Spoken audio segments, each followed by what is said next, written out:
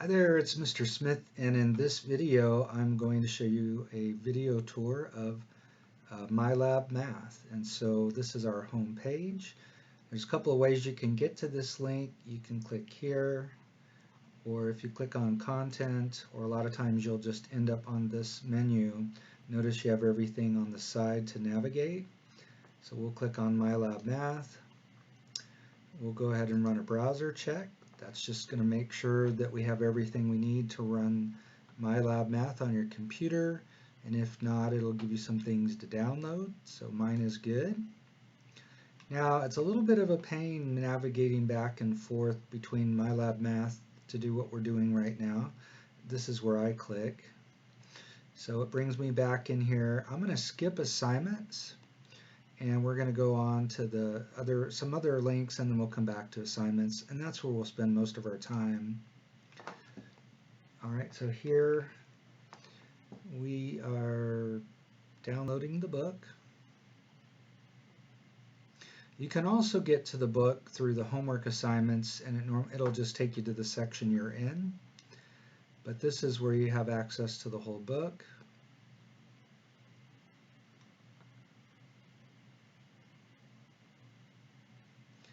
And it's a little slow right now. This is the week before school starts and everybody's on their computer here at school.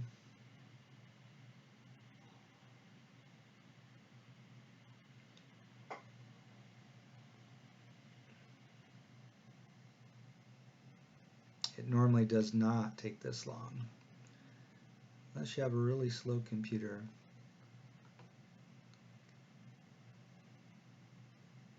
There we go. So that's our textbook. That's what it looks like. And we'll go ahead and click on Table of Contents. There's some other things here you can try out, but this is all just the basics here.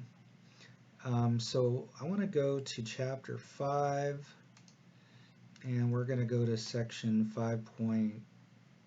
Let's see. Be careful here. They've put more things in here. So they've got Section 5.1, and then they've broken it down by objectives. I'm just looking for the sections. So that's basically where you get to the book for that section. Let's go here. And I'm going to click on here so I can see more. Since I've already minimized my screen a bit. So this is for section 5.2. We can arrow to the next page. We can also type in pages if we want to skip a little bit or get around a little faster. Let's see.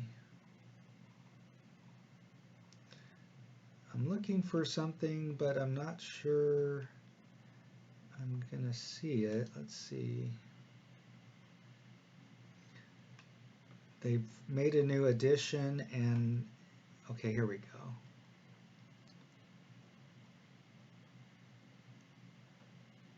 So they have some videos along the way as you're going.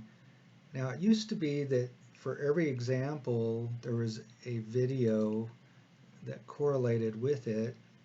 Not sure if that's still there or not. We'll just look a little more here. Yeah, so each objective has a video, looks like. All right, so for some people, this is one of the things if you're in the online course that you're going to want to figure out is what's going to be the best way for you to learn the material. So one of the ways is to read through the book, and you can click on these videos if you need more explanation. But that's just one way. I'm going to go ahead and click out of here. You can check that out more on your own if you like. All right, so we have video and resource library.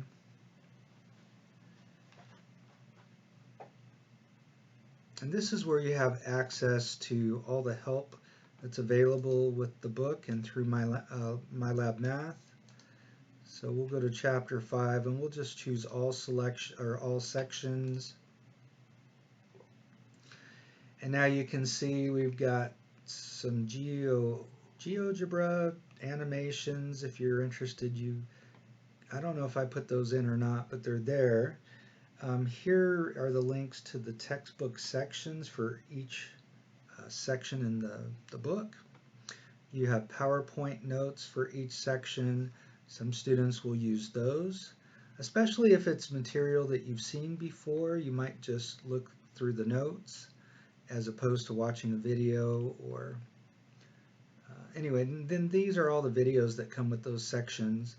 So you can see there's a lot of resources that come with the book. I'll show you more shortly, but that's where you can find them all in one place. The grade book really just tells you your grades for specific assignments. The overall grades, the settings are, the way that they're set up, you won't get an accurate picture of your grade. After each test, I'll update your grade based on your homework, your quiz, average, and also your test. And so whatever I'm putting in eCampus, that's what you want to focus on as far as grades are concerned. Accessible resources, these, if you have concerns with accessibility, there's accessible PowerPoints here and a couple of other things. So again, everything's going a little bit slower than it normally does. I apologize for that. This makes things go a little slower.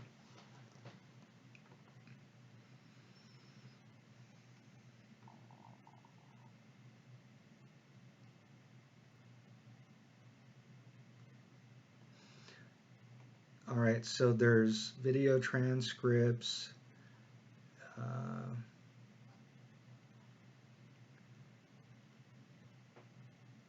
They used to have PowerPoint slides, but I'm not seeing that. They're probably still working on that. But anyway, those are some things that are available if you're interested in that.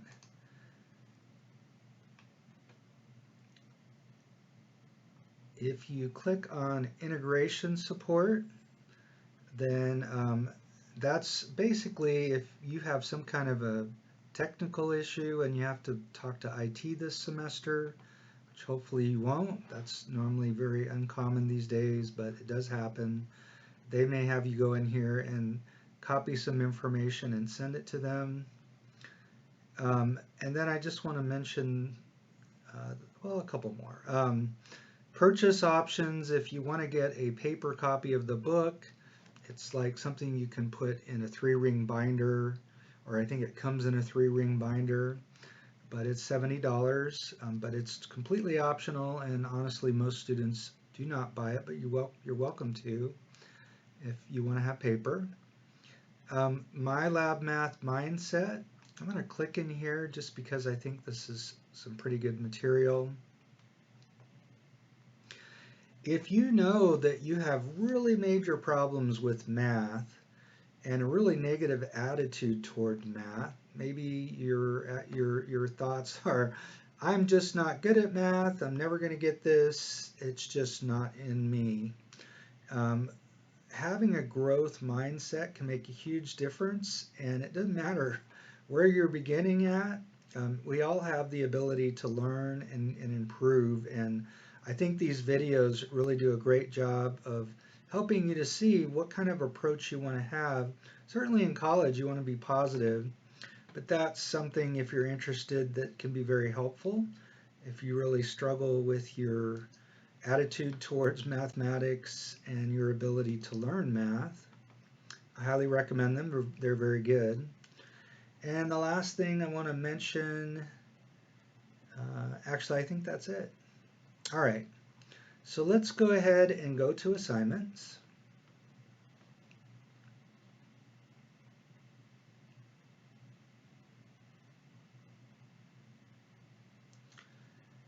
And this is optional. This will help you if you kind of struggle with technology or you're having problems entering answers. You may want to go back and look at that. Or if you just kind of know that this is something it's new and you're not comfortable with, then I'd go through that. This is a video where I go over the basics of using the calculator that I use for this course. It's a very easy calculator to use. Any of the assignments that have 0317 on them, now these are the assignments that have been added to the 1332 course. I think there's 6, 7, or 8 of them, something like that. And so those are extra assignments, and there's extra things that we'll do throughout the semester as part of the 0317 part of this course. And but anyway, let's go on to section 1. Actually, let's go on to section 5.2. So first I'm going to go into 5.2 videos. So again, what I was saying earlier is it's really important, especially if you're in the online course, to learn, what's the best way for you to learn the material. So my recommendation is that you watch the videos that start with 1T. Those are the videos of, well, I should say this. I'm hoping to have videos for all the sections. No, in this course I actually do. So so you should be able to find a video that I've made, and these are the videos I do in my classes. For my students that are in the face-to-face class, this is what I'll be doing in class. So this is, if you miss a day, this is where you can go and see what you missed. So that's what I recommend students do. Watch my videos, take some notes, and then you should be able to do the homework. And as you're doing the homework, these other help buttons are actually included as part of the help when you're clicking on the help buttons. All right. I want to mention this one here. This is where you go to the textbook, and it'll show you that section, and you can read that section if you want. Actually, I'm sorry, that's the PowerPoint, and then this is the book. So these are the PowerPoint notes, and this is the link to the book. And remember, when you get in the book, it's pretty interactive. It's got videos for each objective that's covered. And then these are all the videos that come with this section. So you can see they don't really make one video for the whole section, which is what I do. All right, so let's go ahead, and you can click here. It'll take you to the first video. We don't really want to do that. I would just click out of this tab, and oops, I guess I could have arrowed back. Let's just click on MyLab Math and go back into assignments. Yeah, I should have arrowed back. I could have avoided doing this. We were in section 5.2. Let's go into the homework now. So we've studied the material using videos or the book or PowerPoint notes. Now and again, that's for people that are online. It's all optional stuff for people who are in my face-to-face class. So let's go to the homework now. So notice it tells you the homework is due on September 9th. And notice it's 25% off if it's late. Remember, that's up until the date of the test. So let's go ahead, and I think it was 33 I want to do. And I just want to show you the features that are in here and just make sure you're comfortable with those. All right, so first of all, there's a lot of ways to navigate around the problems. You can use these arrows. They'll take you forward or backward. You can use this feature here and just click on the problem you're doing. And as we're doing problems, you'll see it'll take you to the next problem when you're done with the problem. You can also get to the problems through here. So it's really just personal preference. I'm going to go to problem 33. These are order of operation problems, and hopefully remember you always multiply before you add. So we'll do 5 times 7, which is 35, plus 3 is 38. I'm going to type in 38.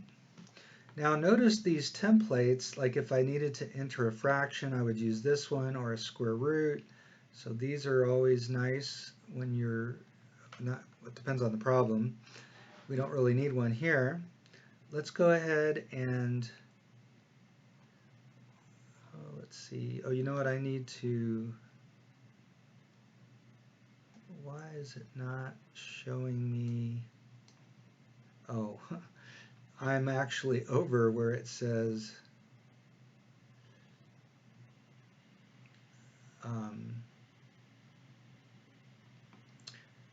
I just realized that creates a problem because I'm right over that. This is where you actually click to put your answer in. It's not letting me do that. Oh, there we go. Is it not letting me come on, let me move this. Maybe over here. Check answer. There we go. All right, so that's correct. We got a green check mark, and we're going to move on to the next question. So now we're on 34. I'm just going to go ahead and put in 1. It tries to help you put in a better answer the next time. I'm going to get this wrong. Let's see. Yeah, it looks like I'm still wrong. And I'll put it in one more time. Normally you get 3 chances. Notice this is final check. And we have a choice. We can get similar question. I'm actually going to move on to the next question, and we'll talk about this. So we could actually work through the problems and then come back to this one. Let's go back to 34. Notice it allows us to click on similar question again. And let's see here, we're going to multiply first. We get -6. And you add that to -6, you get -12. And so notice now our red X becomes a green check. And so we get credit for that. So the thing I want you to see is if you're willing to put in the time, you can get 100% on all your homework. And that can be really helpful, especially if you know it's going to be a challenge to get through the course. So 80% is the minimum I recommend, but if you're willing to put in the time, you can get 100% or close to that on all your homework. I want to mention a couple other things. Now I need to move this over here. So you can, anytime you're doing a problem, you can click on Help Me Solve This, and it'll help you step by step to solve the current problem. Or maybe you like this problem, you don't want to mess with it. You can view an example, and once you're out of there, you'll come back and do this problem. You can also click on Get More Help. You can watch a related video. You can go to the textbook and see an example, maybe that's similar, hopefully. And you also have the option to email me. The nice thing is, especially with a more complicated problem or a graph or that kind of thing, or word problem, it gives me the problem, and then you can also type in your question. And so it's a really nice way to ask questions. It really kind of depends on this class, how many questions they're asking as far as me getting back to you. But I always do my best to get back as quickly as I can. I'll either give you a written response, a video response, or I may, if it's more than a few problems, we may need to get together and meet online, and I think that might be more helpful. If you click up here, notice you can print out your homework.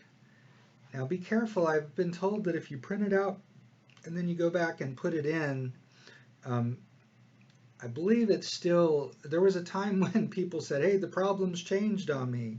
So just be careful if you do that. If you have that issue, let me know. I'd like to know it, but I haven't heard that in a while. There's also another button for accessibility if you're interested in that. And I think that's pretty much everything I wanted to show you guys. It's not a bad idea to click on save, even though it usually auto-saves, or it does auto-save as you're doing your problems. But if you just want to make sure everything that you did is saved before you go, then that's how you can do that. All right, that's going to be it for this video. If you have any other questions or run into any problems when you're using MyLab Math, just let me know.